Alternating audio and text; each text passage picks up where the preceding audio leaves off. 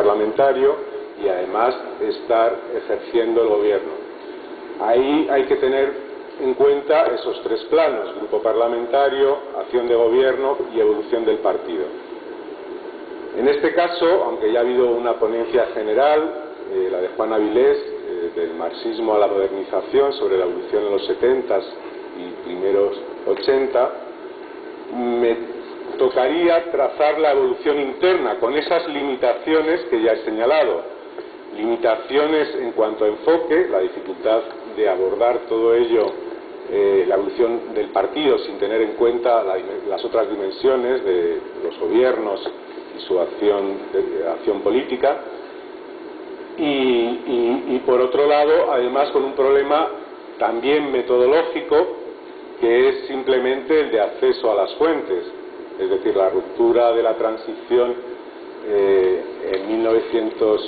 la ruptura que supuso la transición en 1975-78 supuso que yo, cuando empecé a trabajar estos temas, prácticamente las fuentes llegaban al mismo periodo que hoy son accesibles, que están organizadas, es decir, hasta poco después de la muerte de Franco. Han transcurrido casi 30 años. Y ahí tengo que decir más, también como historiador del presente. Los historiadores también formamos parte de esos días como ciudadanos, y ahí tengo que reconocer que yo,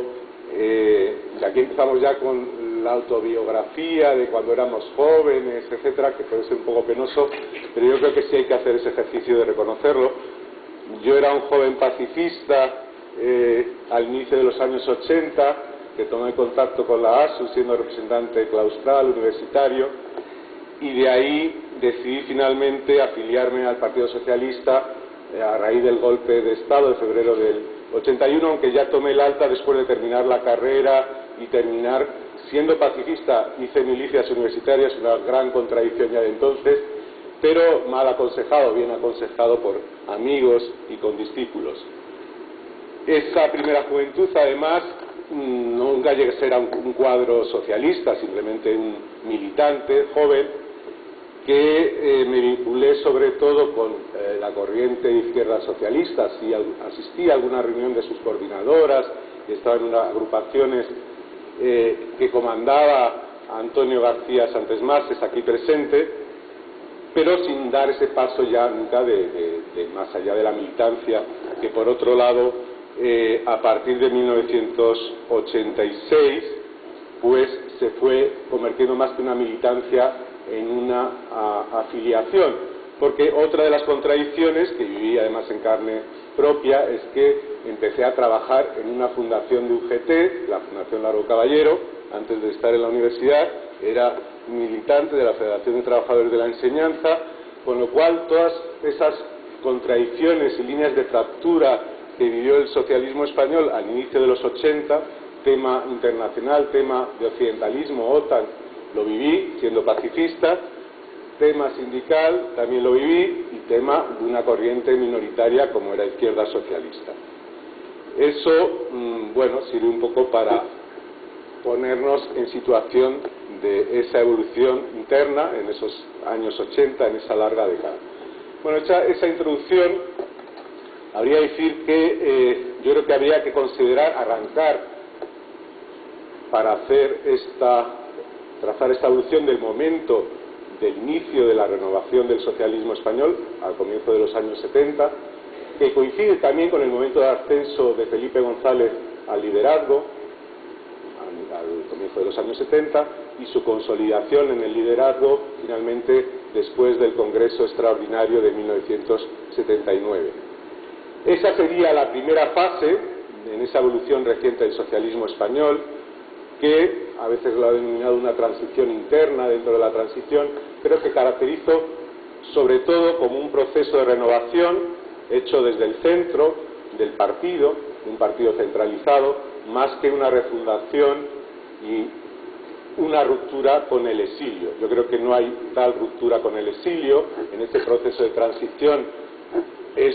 una división que afecta tanto al exilio como al interior de España. Hay cuadros veteranos que en esa reestructuración orgánica que implica ese proceso de renovación se quedan fuera y siguen a Rodolfo Llopis,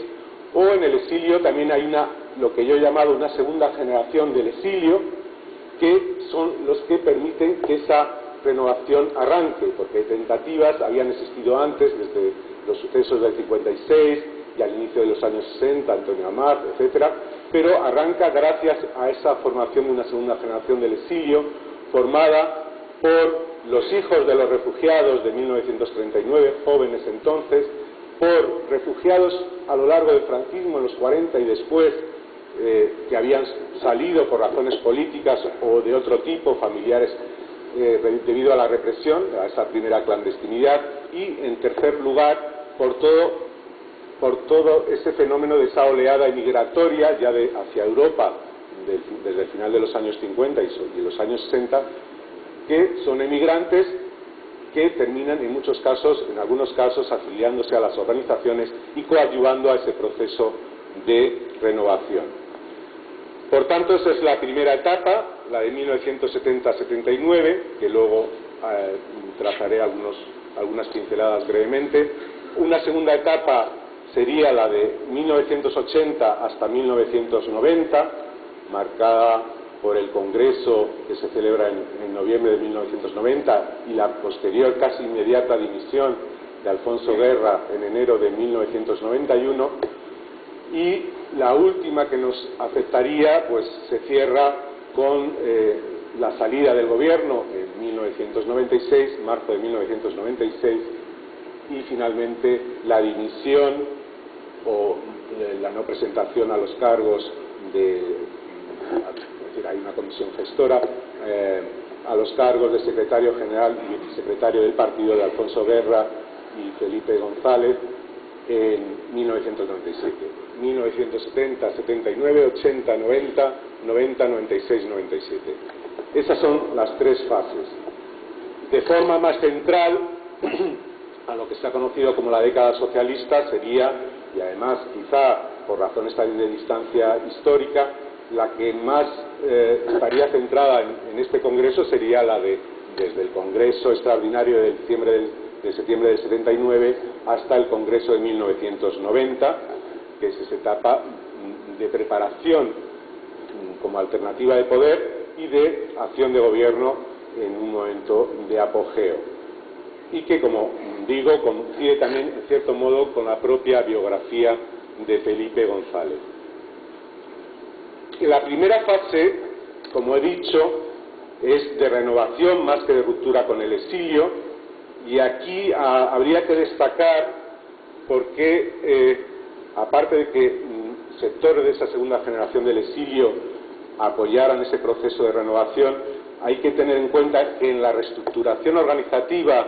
de las organizaciones socialistas a la salida de la dictadura, al momento de la muerte de Franco, esa segunda generación del exilio juega un papel decisivo en esa reestructuración de la organización en diversas provincias, en Extremadura, en Andalucía, en una organización que había que construir tanto el partido como el sindicato. Es cierto que enseguida se produce una especialización y la mayor parte de esa segunda generación del exilio es destinada a las tareas de reorganización del sindicato más que del partido, con algunas excepciones, está Carmen García Blois, Francisco López Real, etcétera, pero la mayoría de los cuadros de esa segunda generación del exilio, tal como la he definido, se dedican a la reorganización del sindicato. Pero por poner un ejemplo, la reorganización de la importantísima federación y con una gran tradición histórica, de la Federación de Badajoz, la realizan Antonio García Duarte, Manuel Garnacho y Alfonso Guerra en la primavera-verano del 76, es decir, desde un núcleo central se reorganiza en un momento dado la Federación de Badajoz, la de Coruña, etcétera. No es que por generación espontánea se reconstituyan grupos y se federen todos, no, es un partido desde un núcleo central en la que, como he dicho, forman parte en esa reorganización nada menos que García Duarte, secretario de UGT, que estuvo en la comisión gestora, senador, etcétera, Manuel Garnacho y Alfonso Guerra, es decir, dos de la generación del exilio y un cuadro, un dirigente fundamental como Alfonso Guerra. Que en otros momentos, también en ese momento que hemos definido como segunda etapa, como pueda ser el Congreso del 79, la dimisión de Felipe González y la formación de una comisión gestora, en esa comisión gestora también está presente mayoritariamente esa segunda generación del exilio, Carmen García Bloise, Antonio García Duarte, etcétera, ¿no? También está Ramón Rubial, etcétera. En otro momento decisivo y que cierra esa segunda etapa de evolución del socialismo español en torno a 1990, ya tras ese inicio, un momento de luchas y de división interna, cuando sale Alfonso Guerra de la vicepresidencia del gobierno, se forma un grupo, el Grupo de las Navas, en el que también forman parte de forma decisiva esa segunda generación del exilio, Carmen García Bloises, Paulino Barrabés y otros tantos dirigentes que formaron parte de ese grupo y que en un principio pretendían restablecer la relación con UGT, del partido con UGT, pero que inmediatamente después pasaron también a mediar, a buscar la integración entre esa situación de enfrentamiento entre los llamados renovadores y guerristas. Es decir, como veis, no hay tal ruptura, hay una ruptura evidentemente por el transcurso del tiempo, una ruptura por la edad, pero ahí hay un peso decisivo tanto en el arranque de la renovación en los 70 como en la reorganización ya en España a mitad de la década, como en los momentos de crisis interna entre las organizaciones del movimiento de la familia socialista.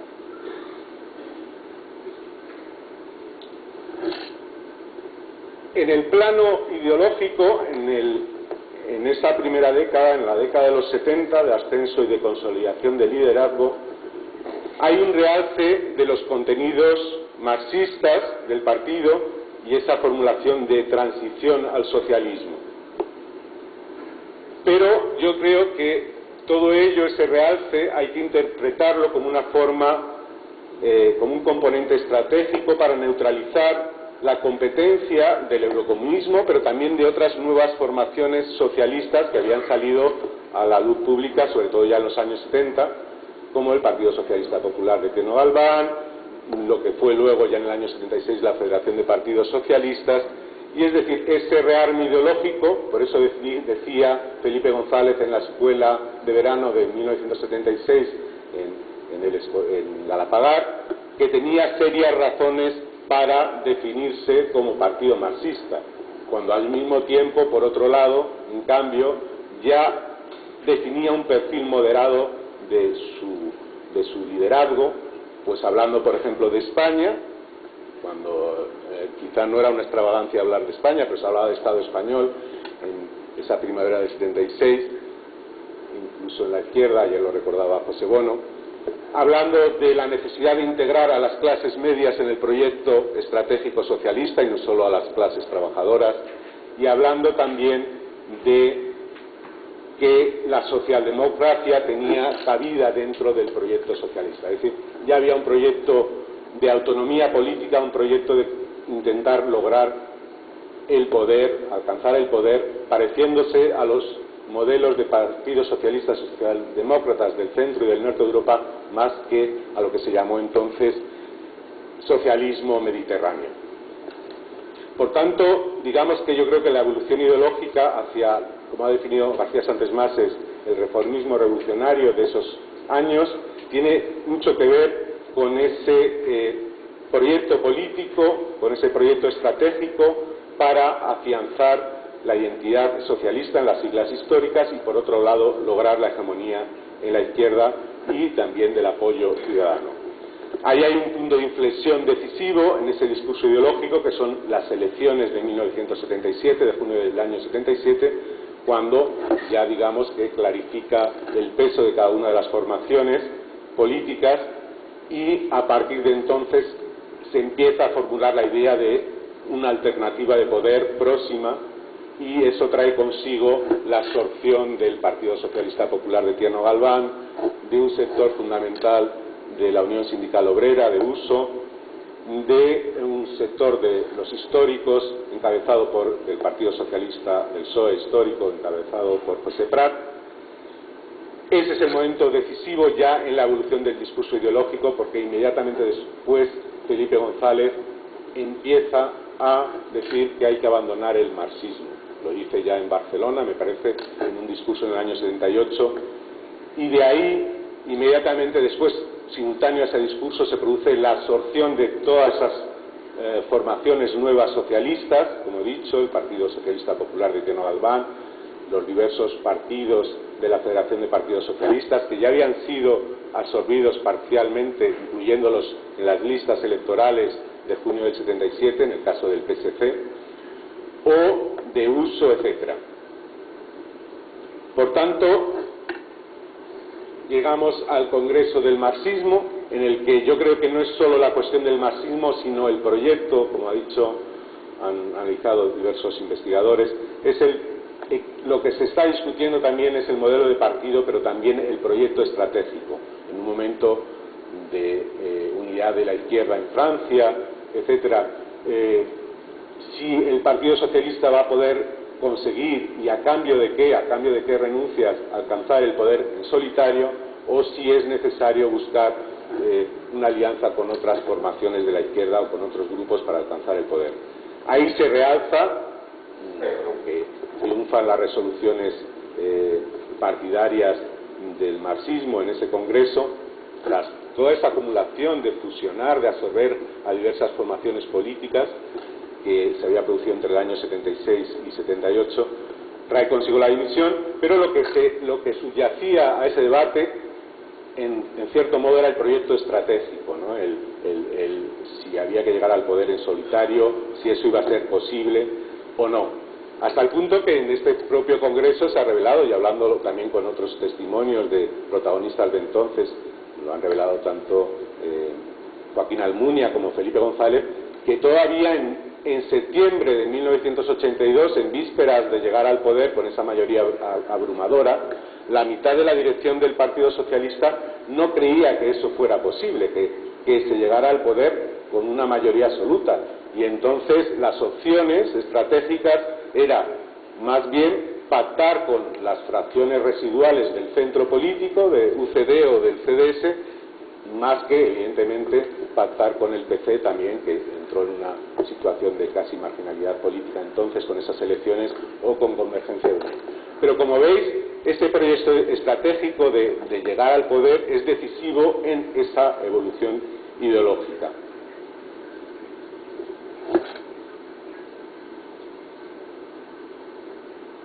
Yo creo que en este momento también de llegar al poder, ya entramos en la estrategia, en la posición política, seguimos en esa línea, había un miedo tras los pactos municipales con el Partido Comunista en 1979, tras las primeras elecciones municipales en democracia, a que además en ese momento de recrudecimiento de la Guerra Fría, como bien sabéis,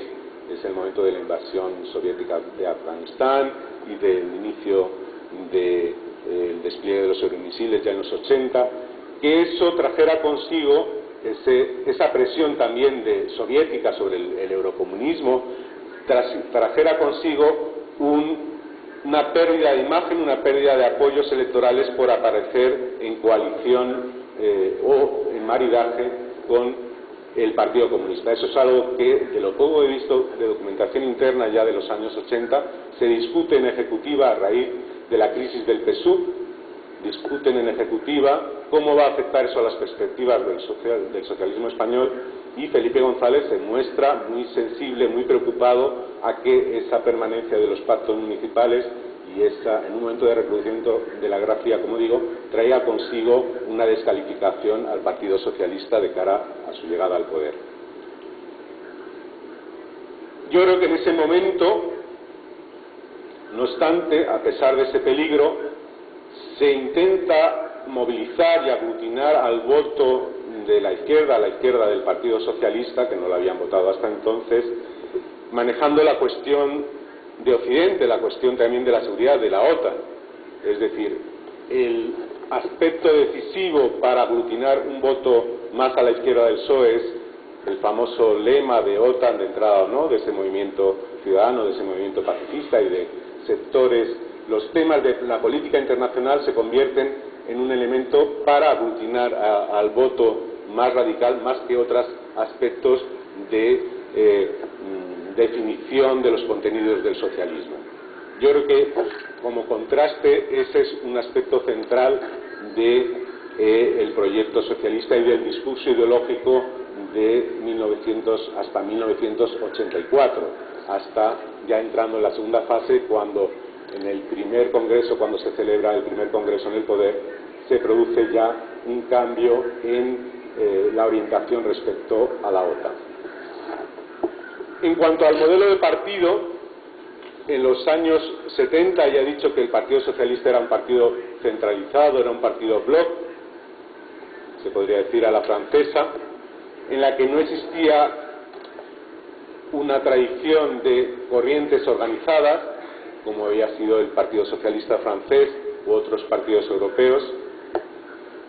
en el que desde un núcleo central se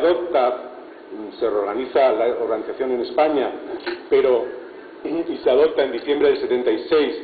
un modelo de partido federal, pero que formalmente también lo comentábamos ayer, como la construcción de un partido federal frente a otras alternativas socialistas que defendían una federación de partidos más que un partido federal, es una entelequia hasta ya avanzados los años 80. También se decía ayer, o lo decía, que el Partido Socialista, por ejemplo, en Castilla-La Mancha era inexistente antes de la llegada de Bono. Es que no existía la estructura prácticamente, y eso en otras federaciones todavía no existía. ¿Qué otras innovaciones decisivas hay en el modelo de partido? Pues en ese congreso extraordinario, en el que vuelve Felipe González ya como secretario general, no solo como primer secretario, y Alfonso Guerra accede a la vicesecretaría del partido y deja la secretaría de organización, se establece algunos aspectos también decisivos, como es la representación de el cabeza de delegación, el cabeza de todavía ese inexistente partido federal, pero sí se adopta ese tipo de representación indirecta frente ya a la representación directa de las agrupaciones. Eso tendrá mucho que ver con unos problemas que surgirán más adelante ya en el poder, en la evolución del partido y en el surgimiento de lo que se llamó las baronías regionales, ¿no? El peso específico que tenían en la evolución frente a esa tradición de partido centralizado las baronías, los partidos regionales.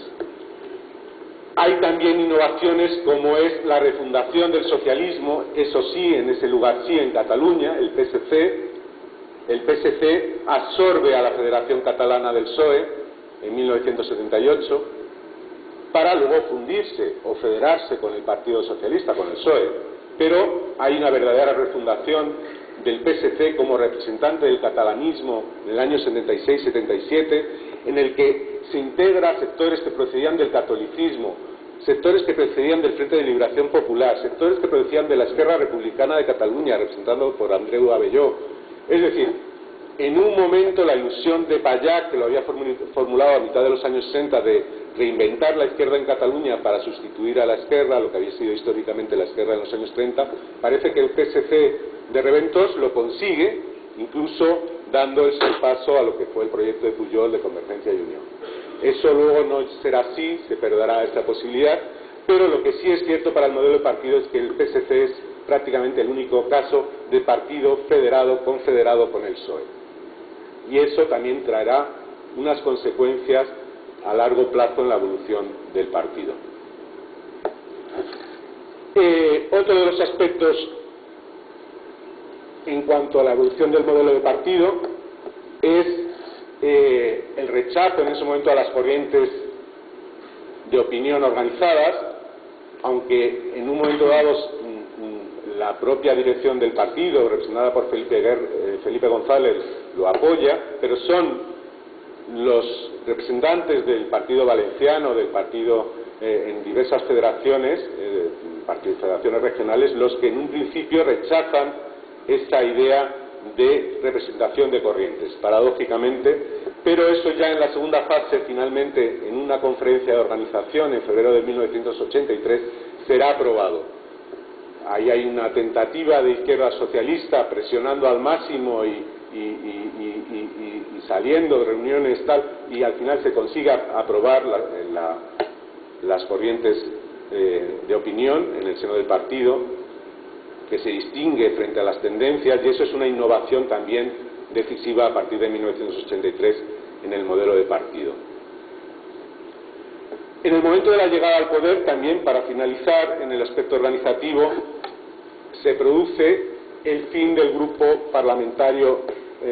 socialista, de los socialistas de Cataluña, como grupo parlamentario independiente.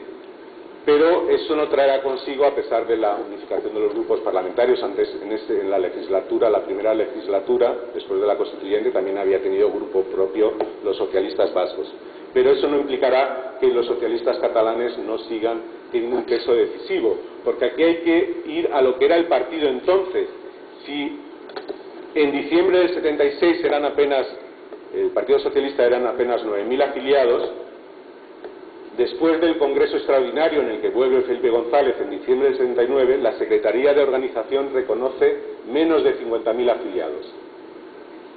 Rondando los 50.000 afiliados, pero no se llegan a los 50.000 afiliados reales, según Carmen García Bloise, cuando se decían 100.000. Estamos hablando de muy poca gente, de una debilidad extrema en la España de la transición de los partidos políticos,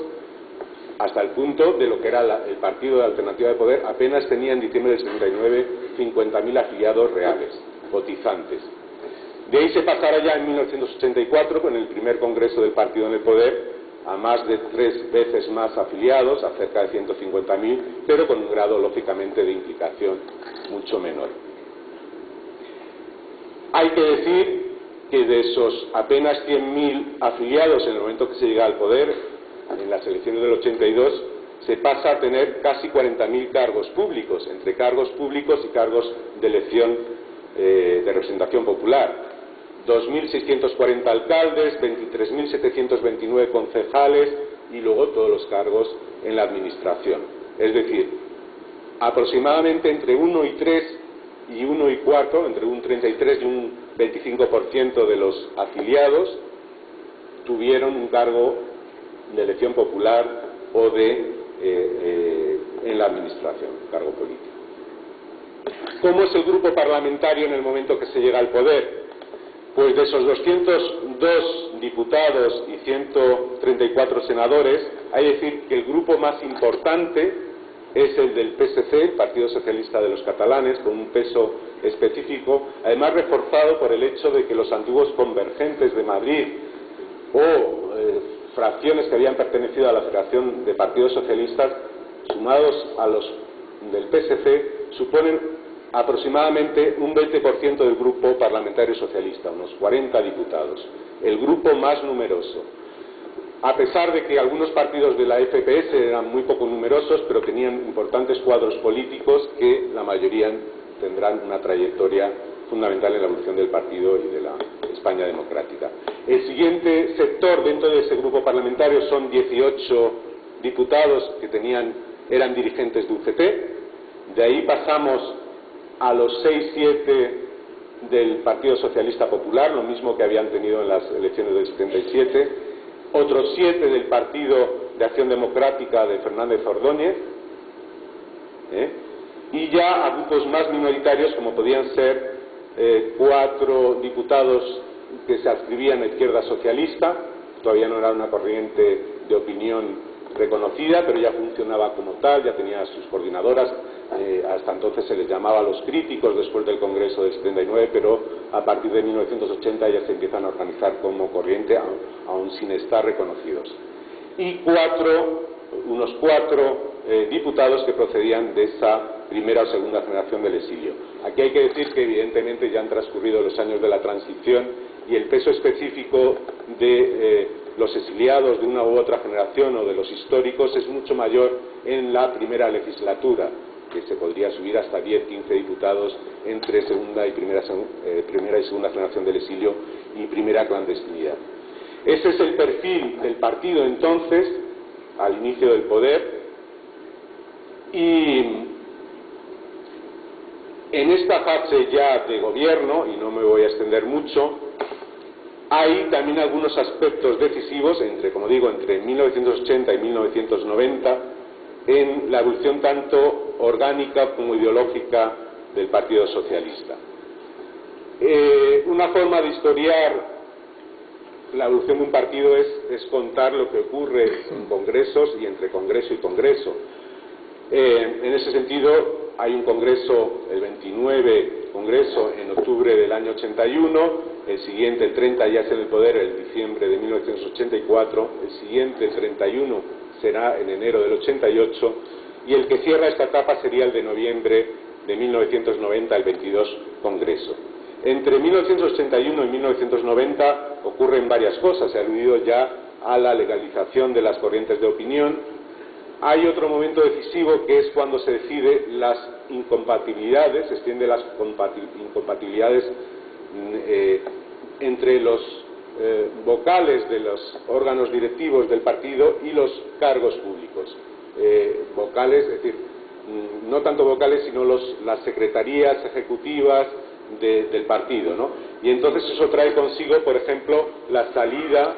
en el Congreso de diciembre del 84 de ministros y secretarios de Estado, pues empezando por la secretaria de Estado María Rojo, pero siguiendo por Almunia, Maraval y se me olvida en este momento uno, pero otro más que formaban parte de la ejecutiva entonces. Eso es también un elemento decisivo en las luchas, en las formas de intentar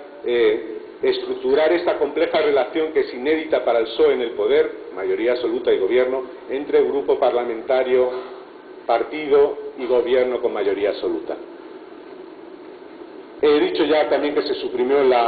los grupos parlamentarios independientes, el de Cataluña y el del País Vasco. Hay también innovaciones. Uno es la comisión de subsecretarios, que coordina a partir de 1986 oficialmente el vicepresidente del gobierno y vicesecretario del partido, Alfonso Guerra. Hay un consejo de ministros reducidos que agrupa al Ministerio de Asuntos Exteriores, el de Defensa y Economía, que se reúne los lunes. Hay un comité de estrategia que se celebra el mismo día que el Consejo de Ministros, y los llamados fontaneros, que coordinará el secretario de Organización entonces, Chiqui Venegas, pero que también está Teófilo Serrano,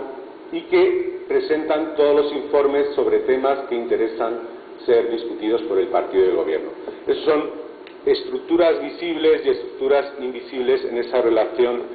de partido, gobierno y grupo parlamentario. En el plano ideológico, yo creo que a partir de esa giro en el tema de la OTA y otras opciones, como había sido Nicaragua, el Sáhara, cuestiones de política internacional y de relaciones internacionales, izquierda socialista es prácticamente casi no exterminada, pero se ve muy reducida, no es expulsada porque coincide con la campaña electoral de 1986, pero queda reducida prácticamente a Valencia y Madrid, en lugares donde se había preservado en cierto modo el pluralismo del partido, también por esa situación de origen, tal como se había formado el PSOE en la transición, en esas federaciones. Pero, como digo, aparte se produce la desavenencia progresiva con el sindicato, que eso ya ha sido trazado a partir de 1985, pero también hay innovaciones en el plano ideológico, es decir, el PSOE, a pesar del liderazgo de Felipe González, no se puede comparar al liderazgo que han tenido otros líderes de partidos socialistas europeos entonces. No es nada comparable el liderazgo de Felipe González como, por ejemplo, con el de Benito Craxi. En eso siempre ha habido un cierto pluralismo y no hay más que ver cómo ya en 1986, en un momento de mayoría absoluta, de tranquilidad estratégica y política, pues se empiezan a organizar pues los encuentros de Javia para una renovación ideológica que promueve la revista Sistema y promueve luego lo que se conocerá a partir de 1990 la revista El Socialismo del Futuro, seguida por la revista Temas a partir de 1994, y ahí hay la elaboración de lo que será el programa 2000. El programa 2000, que para resumirlo de forma muy burda, pues subraya de nuevo, realza la autonomía del Partido Socialista frente a todos los movimientos sociales, incluido UGT, y ahí se suprime la afiliación obligatoria, la doble afiliación obligatoria. Digamos que se podría decir también que es el abandono por fin final ya de una idea de tercera vía, a pesar de las terceras vías de Tony Blair, y que se hablaba también en este congreso en 1999, de una tercera vía entre socialdemocracia y comunismo burocrático. No, ya esa idea de tercera vía se suprime, pero también hay una cuestión estratégica que saldrá poco después, es decir, y ahí será Izquierda Unida y otros grupos minoritarios, UGT y tal, el pacto futuro, la sucesión de Felipe González y el pacto también con otras formaciones políticas, mientras que hay sectores que defenderán el pacto con Izquierda Unida, que se había creado a partir de 1986, el sector mayoritario defenderá ya estratégicamente el pacto con Convergencia y Unión. Bueno, evidentemente que el programa 2000 tiene otras dimensiones y tiene una valoración de elaboración ideológica y que tuvo muchas dimensiones, aunque por el inicio ya de esa tercera fase, con la dimisión de Alfonso Guerra de la vicepresidencia del gobierno, sería aparcado en la estantería el programa 2000. Pero hay grupos a raíz de la crisis de gobierno de 1985, no solo Izquierda Socialista o este grupo de reflexión, que sigue siendo la mayoría del partido, porque ya va, digamos, conformándose como, no sé cómo, no es una corriente, es la mayoría, pero hay un sector que tiene sus publicaciones, sus fundaciones, que tiene sus lugares de encuentro y, por tanto, sin ser una corriente, ni una tendencia, ni un clan, va conformando una cierta identidad. Hay otros plus de reflexión, como el CEPES, en el que está Julián Campo, que ha salido procedente del Felipe, como otros miembros del gobierno, porque esto lo he dicho muy de pasada, pero en el gobierno de 1982 prácticamente la mitad de los ministros proceden de otras formaciones que no eran originariamente el PSOE, procedían del Felipe y habían seguido a través de la Federación de Partidos Socialistas, procedían del PSP en algún caso, pero la mitad del gobierno tiene esa procedencia de origen del PSOE y la otra mitad de otros núcleos socialistas o de otras formaciones. Pues bien, hay esa pluralidad, como digo, a la izquierda de ese grupo mayoritario, pero que todavía sigue unido, y la izquierda está en ese plano de la desavenencia sindical. Ahí tanto UGT como Izquierda Socialista coinciden en el tema de la OTAN,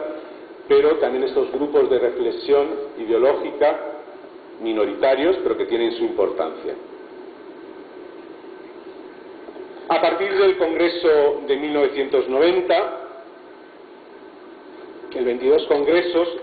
aunque Alfonso Guerra consiga hacer aprobar el programa 2000 y excluir a Carlos Solchaga de la entrada en la comisión ejecutiva, como él quería, pues se producen ya cambios que en principio, a pesar de que Solchaga dice que ha perdido el Congreso, suponen la ampliación del número de vocalías y secretarías de la comisión ejecutiva y entrada dentro de la comisión ejecutiva de sectores no afines a el vicesecretario general y progresivamente de esos varones regionales dentro de la dirección del partido. Digamos que esta época ya de entre noviembre del año 90 y 1996 es un periodo de luchas internas, de división progresiva, que el punto máximo de inflexión es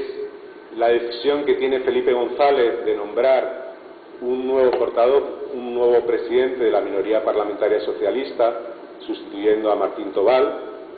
cuando, digamos, no había razones de gestión que aconsejaran, sino simplemente es prácticamente un pulso que echa Felipe González digamos, a Alfonso Guerra y sus seguidores, que todavía ya empezaban a estar un poco fuera de esa antigua mayoría, y ahí se elige a Carlos Solchaga como breve, efímero presidente de la minoría parlamentaria socialista, vamos, en este caso del grupo parlamentario más que la minoría, porque dimitirá inmediatamente después por varios escándalos. En realidad, todo también arranca de la huelga general de 1988, cuando en ese pulso por ese modelo de partido centralizado y ese peso creciente que van adquiriendo los varones regionales en esos partidos federados, en esas federaciones del partido, que son partidos socialistas de comunidad autónoma. Joaquín Leguina, por ejemplo, luego lo contará con más detalle, pues muestra una posición más cercana al diálogo con los sindicatos, y al mismo tiempo, por ejemplo, eso pasa también con Rodríguez de la Borbolla en Andalucía, y digamos que ante el peligro de verse eliminado de la dirección de la Federación Socialista Madrileña o del Partido Socialista de Madrid, digamos que Joaquín Leguina monta una operación de apoyo de sus amigos políticos, muchos como ministros en el gobierno entonces, pero aunque se les llamara los renovadores, yo creo que no hay una coherencia suficiente, no hay una coherencia ideológica suficiente, no hay diversas sensibilidades asimismo dentro de los renovadores, y por tanto ese grupo se hará con la mayoría, porque recibe el apoyo pasivo de Felipe González, bueno, pasivo se podría decir entre comillas, pero digamos que Felipe González tampoco romperá definitivamente con Alfonso Guerra. Hay un distanciamiento progresivo, eso sí, de alguien que habían sido muy amigos, que habían constituido un tándem político decisivo desde los años 70, pero no hay una ruptura total. Y como digo, esta elección de Solchaga como presidente del Grupo Parlamentario Socialista, sustituyendo a Martín Tobal, es el punto de inflexión en esas luchas internas y en esa división. Y eso hasta el punto de que en ese año y el posterior, 1994, se llega a formar una coordinadora parlamentaria de los guerristas, de los llamados desoidores de Alfonso Guerra. Es decir, una amenaza de división y coordinación paralela del grupo parlamentario. Todo eso, desde mi punto de vista, se echa al olvido, entre comillas, aquí sí, a partir de comienzos de 1995, por la propia situación política del final de esa legislatura en minoría, y se desactiva algo esa lucha de fracciones, esa fractura política, para, en un momento de escándalos, de dimisiones, etcétera, etcétera, para intentar mantener el barco en flotación. Bueno, yo creo que lo voy a dejar aquí.